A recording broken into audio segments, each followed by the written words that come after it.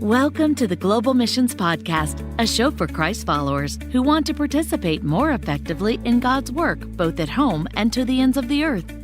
This episode is brought to you by the Global Missions Toolbox, a new collection of trusted resources to help clarify and strengthen your participation in global missions. Visit us online at globalmissionstoolbox.com. And now, here's your host, Rob Magwood, better known to many friends as Mags. Hi, everyone. I'm really excited to introduce you to today's episode. We are going to unpack a relevant, hot topic: how to engage the next generation in missions. We're going to be joined by an expert who's extensively studied the experiences and the needs of Millennials and Generation Z, or Z if you're in Canada, and now helps equip others for effective intergenerational leadership. Enjoy the conversation. Our guest today on the Global Missions Podcast is Dr. Jolene Erlacher, who herself is an MK. Sometimes we abbreviate this idea, missionary kid, to MK, or sometimes called TCK, third culture kid, as her parents served in Mexico. Jolene has been involved in mobilizing and training mission teams for over 15 years. She's done extensive study. She's done extensive research on generational trends and is the author of 2 books, Millennials in Ministry, and a very recent book we'll talk about today, The Daniel Generation. She's a speaker and a consultant with the organization Leading Tomorrow, which exists to help organizations and churches and mission agencies equip and engage and empower the next generation for kingdom service. Jolene, welcome to the program. Thank you so much. It's great to be a part of it. Really looking forward to our conversation today. Just before we get to talking about strategy and our main topic today, please tell us just a little bit about this organization, Leading Tomorrow, and how you serve through that organization. Yeah, so I actually founded Leading Tomorrow about 5 years ago after researching these topics and presenting on them for about 5 or 6 years, just recognizing that we really needed to provide resources to organizations, faith-based and otherwise, that were wrestling with some of these issues. So we primarily provide consulting, leadership coaching, and speaking and training around generational content. I didn't know you were the founder as well, which is great. Appreciate your starting something that we really need. Jolene's ministry and work has been of benefit to the agency I serve with, Send, and we've appreciated her wisdom coming into our organization, and we're continuing to advance that. Now, you've got a new book, Jolene. Tell us just a little bit about the Daniel Generation.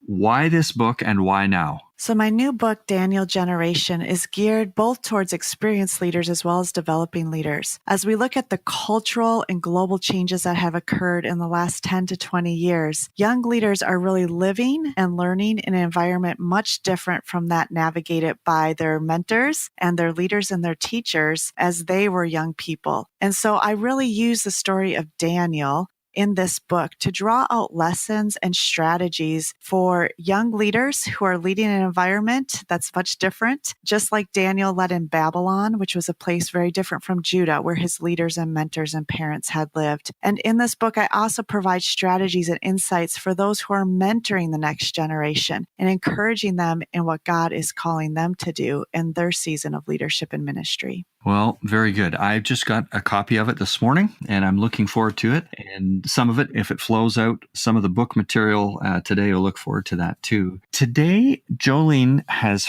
prepared by getting ready to share 3 strategies with us, 3 strategies for helping to engage the next generation in missions. So just before we get to the strategies, Jolene, when we talk about the next generation, what are we referring to here? What does this mean? When I use the term next generation, I'm usually referring to Millennials and Gen Z. So really anyone born from the early 1980s and later. And the reason I use that kind of marker is because we saw some significant societal changes in regards to parenting, education, technology, and even the way that we define truth and understand our world, really that emerged throughout the 80s and affected popular culture. So younger generations really have a different cultural worldview as well as some generational gaps from older generations. And that's why I really focus on them kind of as a cohort that's representing kind of the emerging culture. The oldest of this group would be mid-30s now. So we're thinking about that group of folks who would be 35 and younger at this point, and they're going to be different, of course, in those groups themselves, but there's a little bit of a kind of a demographic idea of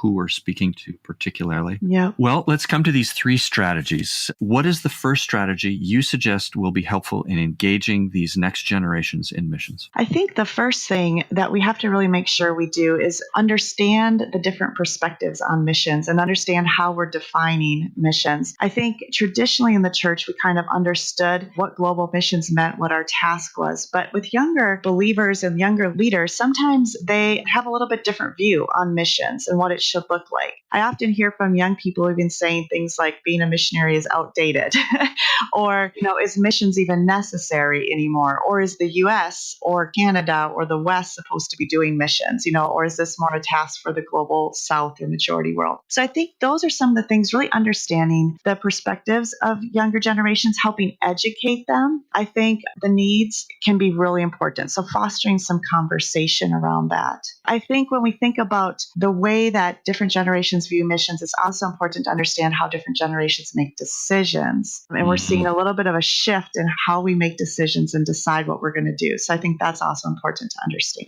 This is really important as we talk about cultivating perspective workers as well, I think. And we want to be careful here. If I can slip this in, Jolene, folks on our podcast that listen regularly will know we talk about goers and senders. Yeah. And I want to avoid a migration to think only of goers. It's going to be very important for some of these new generations to lay down their lives and go to a field. But I also want to make sure that we include the senders as well. They may not necessarily go to a mission field. But as we ask that question, which is more important, the goer or the sender, we know they're both critical. Getting missions, pursuing the Great Commission. I'm just sticking that in because I want all of our listeners to be thinking along these lines. But helping this generation make decisions. My generation, a little bit older than this group we're talking about, makes decisions in a certain way. What are some distinctives in the way this new generation makes decisions? So we're seeing that traditionally, people often made decisions based on facts or logic, reason, and argument, a need that they heard that was maybe represented statistically in some way. And that really drove their actions. But more and more... Really rational. Exactly, yes. And that's really coming out of the age of reason, the Industrial Revolution, things of that nature. That's how our culture functioned. What we're seeing is a more emotional decision-making now, where stories and experience hold a lot more weight. And so even going back to your point of senders and goers, both senders and goers really need to understand the story of missions. They need to experience an element of missions to be able to engage it effectively, because that emotion really is a guiding factor in how they make decisions. Just observing a difference between the generations. As we talk about being cross-cultural in missions, there's a crossing of cultures between generations here. Because some in my generation, on our rational, we make decisions based on facts, not emotion. That could be seen as a negative thing. A little concerned about just saying these aren't necessarily negatives, but they're realities we need to understand it. I don't know. Interact with that idea a little? Yes, absolutely. I don't think it is. I think many of the changes are not right or wrong, good or bad. I think they're different. And I think that's where we really are seeing a cross-cultural element to this generational shift right now, because we see this as we do missions work cross-culturally, right? Where, you have a relational-driven culture versus a task-driven culture, or time versus event. Neither is right or wrong. It's just a different approach. But as we look to engage the next generation in missions, understanding how they're going to identify and engage most effectively is important. Yeah. Just another further observation on this, that demographic shift and how we make decisions and so forth. I'll speak from the agency side. Very often the leaders in our organization, team leaders or administrative leaders, are going to be of that rational group. I'll say I was going to say the more mature group. More experienced. The more experienced group, that's what we'll say. Yeah. But if they're even within the organization or within churches, very often the leaders will be of that older demographic band, and they're going to think in certain ways, and that could create a little friction between the two. Absolutely.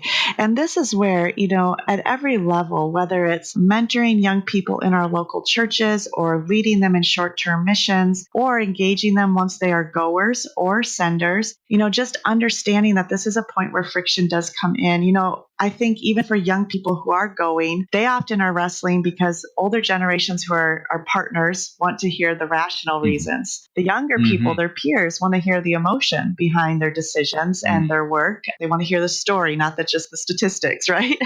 So often this is presenting a little bit of just a little bit extra work as well for young people as they're trying to navigate multiple audiences who are maybe looking for different things from them. This is super. Now, I just wonder if there are some practical ways that churches can help build on this strategy. The strategy is understanding the next generation's perspective on missions. How can a church help address this? Yeah, I think one of the best things we can do is really provide experiences that allow for young people to engage in things and even explore their own understanding. Because often what's happening is young people today are inundated with information, whether it's their social media feed, their news feed, opinions from friends. They just have so much information coming at them. And often they're founding their understanding on just bits and pieces of information. You know, a post that someone put about their missions trip or an article that a friend posted about, why missions is bad, or whatever. Right. So they're often forming this opinion based on just snippets of information. If we can provide experiences where they can actually engage in missions in some way, whether it's a conversation with a missionary or whether it's going on a short-term trip or it's even a Bible study group where we're talking about what the Bible says about reaching the lost or the hurting. These are just ways where we can engage them and start to foster that conversation that helps us understand where they're at as well as helps them explore their own understanding. But that really has to happen in the context of community and story and experiences again, right? So not just necessarily like a missions report, but something that's really going to engage them at the heart level. Just that little bit of a distinction. It's not that older leaders don't have hearts too, but we might lead with our heads and have both and here. Healthy balance. So the first strategy, understanding the next generation's perspective on missions. What's the second strategy you suggest for helping? I think the second thing that's absolutely essential for young leaders, and I mean, even this last week, I was at a conference and interviewing a panel of millennials who are engaged in missions in various ways. And one of the main factors that contributes to a young person remaining in their faith, but also remaining in their calling or contributing to God's work is having an older believer, more experienced believer who walks alongside them, who believes in them, who encourages them, who mentors them. So I see this as critical. When we look around our churches or our circles of influence and we see a young person who is seeking the Lord, who is asking questions about how to engage in God's work, to really step into that young person's life and mentor them. Because the reality is that there are fewer and fewer young people in our society today who even believe in God, who believe in Scripture, who believe in truth. We know that 4%, only 4% of Gen Z holds a biblical worldview compared to 10% of boomers. So these young people have more and more obstacles to overcome just in even justifying their faith to themselves or to their peers, much less than taking action on that faith. So having an older mentor to help them process and own what it is that they believe is absolutely critical. It feels like mentorship it's on a rise. It seems like a wise rise, I think. But why would you say it's so important for this next generation? Well, one of the reasons is that natural forms of mentorship are kind of fading away. So in the past, if I needed to learn something, let's say I needed to learn how to fix my car, or I needed to learn how to paint the wall, or, whatever it was, to cook a meal, I needed to learn how to bake a cake. I had to go to someone and ask Dad or grandpa or an uncle, teach me how to fix my car. Ask mom or a neighbor how to bake a cake. Kids do not have to have that anymore. They just YouTube it, right? So they are going to the internet. Even in classrooms, I teach continuing education courses for K-12 teachers. And what we're seeing is teachers are no longer the conveyors of information. They are facilitators of interpretation. And so they are helping guide students as they process the information because students have more access to information than even teachers do. So we are seeing the role of mentor kind of fading away because kids are going to the internet. So as a result, there's this need for mentorship because it's not just happening naturally anymore. And often the adults in young people's lives are looking at their devices, not looking at them, right? So in the church, we have to be so much more intentional because young people are not getting the wisdom, the practical insights of having just built-in mentors in their lives. So they have lots of information, but not always the ability to apply it. And that's where this idea of mentorship is really becoming important and having to be more intentional. It's very good. I wonder if we can go to the practical side of this. When we think of a local church, how can a local church go about lifting this mentorship element, strengthening this? I think the first thing to do is to really give people understanding that mentorship is not telling people what to do. It's engaging their questions. What I say is that the two best strategies we can develop as leaders who want to develop the next generation is understanding how to ask open-ended questions and how to actively listen, because they need time to process. If they want a lecture or they want information, they can get that in a second. What they need is a safe place, someone who's mature, experienced, and wise to help them process what they're thinking. So equipping our body to really know how to ask those questions and actively listen is critical. And then I just encourage people in local churches, look around and find a young person who you see potential in and figure out how to meet a need in their life. Figure out how to connect to their life. If it's a young mom, offer to babysit. If it's a young professional, offer to help him with a project. So find a way to connect. If it's a high school student, go to their basketball games. Find a way to connect with that young person where they're at, meet a need, and just be that person who is asking questions and wants to listen to them. And that's one of the best ways to just begin those mentorship opportunities. Some super ideas there, some very practical ideas. That's for the second strategy. The first strategy, we need to work to understand the next generation's perspective on missions. Second strategy, lift mentorship and guidance through multi-generational relationships. In a moment, I'm going to ask Jolene about the third strategy. Just before we get to that, we'd like to share with you this resource, which we hope would be helpful to you and your church. Would you like your short-term mission experience to ignite a greater passion for the Great Commission? Consider the Go Journal, an electronic and paper journaling tool for people involved in short-term missions.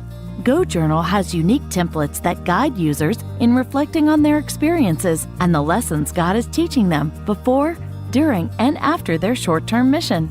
The Go Journal is available as a browser-based web app, as well as a printed workbook. Visit gojournal.org to find out more. And now, back to today's conversation. Okay, we're back with Jolene Erlacher, who is helping us understand 3 strategies for engaging the next generation or generations in missions. The first 2 were understanding this generation's perspective on missions, and the second, lifting mentorship and guidance. Jolene, what is the third strategy you share with us? The third strategy I would add is just providing on-ramps. So what I mean by that is helping young people who do want to engage in missions in some way, whether it's as a goer or as a sender, really know how to do that effectively. When my parents went to the field 30 some years ago, they had one missionary that their church supported. And so when they felt the call, they called up that agency and went, right? That was the connection. Nowadays, a young person who wants to engage in missions in any way, Googles, and they get hundreds of options. And so often we're seeing young people struggle with decision paralysis. So one of the things I see that those mentors can help do is really help young people understand themselves, how God has wired them and gifted them, and help them explore the options that are out there for them that would be good on-ramps.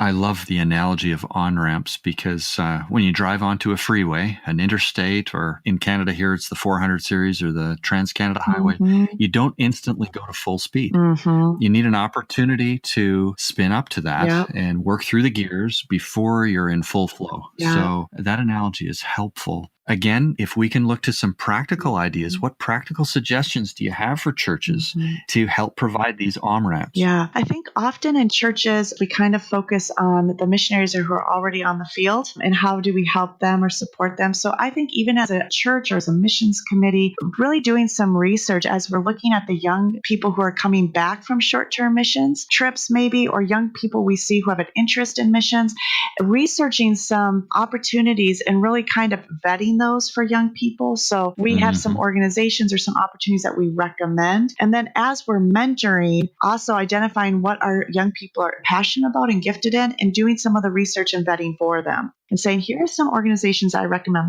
or researching them together. So really just walking with them and helping them find those options, and even talking about them, the options of like midterm missions or giving regularly to missions, so having some of those things laid out, and then some of the options that they have that we have vetted or recommend for them in those regards. A number of churches that we're familiar with now are actually predetermining which agencies they will recommend, or they've pre-vetted the agency. They're called preferred agencies because they've gotten to know those organizations, and it kind of bounds the data set a little bit. Right.